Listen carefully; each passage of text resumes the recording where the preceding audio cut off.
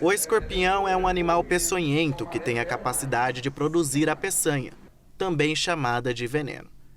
Esse veneno pode ser injetado através do ferrão, que fica na ponta da cauda do animal.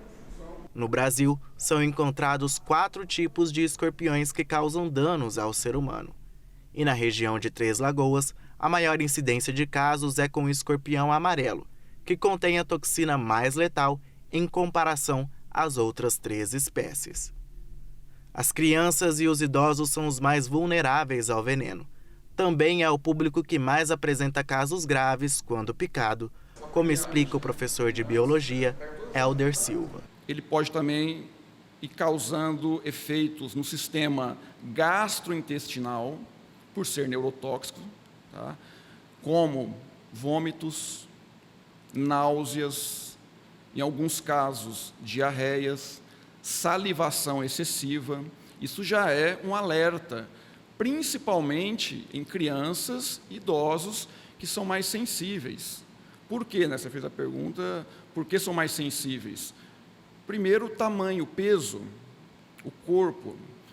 Comparado ao adulto com uma criança, o peso é bem menor.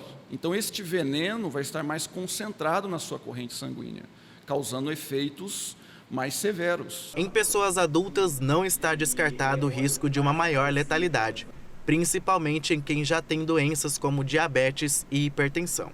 Mas é necessária uma observação caso a caso.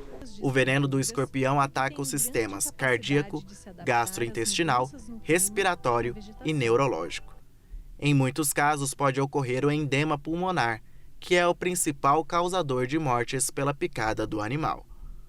O risco de cada situação pode se elevar de acordo com a quantidade de veneno injetado na corrente sanguínea. Podem haver situações em que o escorpião não libera toxina, mas apenas a picada para afastar a pessoa que está em contato com ele, também chamada de picada seca. Os pés e as mãos são as partes com maior incidência nestes acidentes.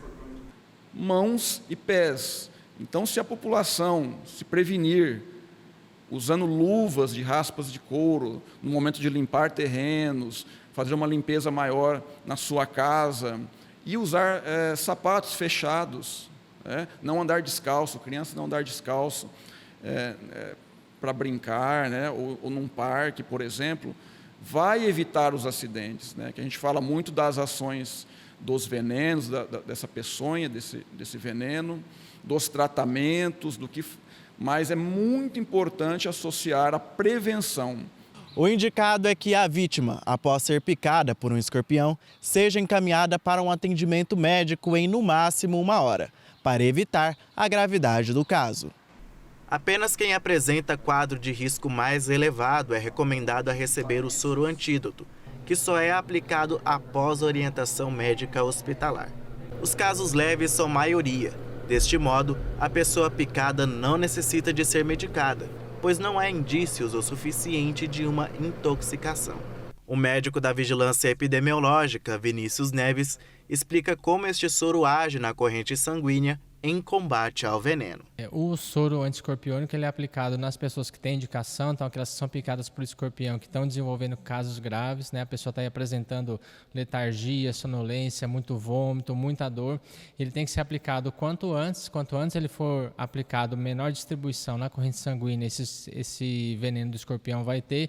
E a ação do soro ela é basicamente de neutralizar a ação do veneno dentro do organismo. Então, tem que ser rápido antes que o veneno se distribua demais, mas também ele consegue neutralizar para que ela elimine os sintomas. Então, a gente geralmente observa os sintomas da pessoa e a evolução deles por um período aí de algumas horas, que é o período de ação do veneno dentro do corpo da pessoa. Estudos científicos relatam que a picada do escorpião só ocorre quando ele se sente ameaçado.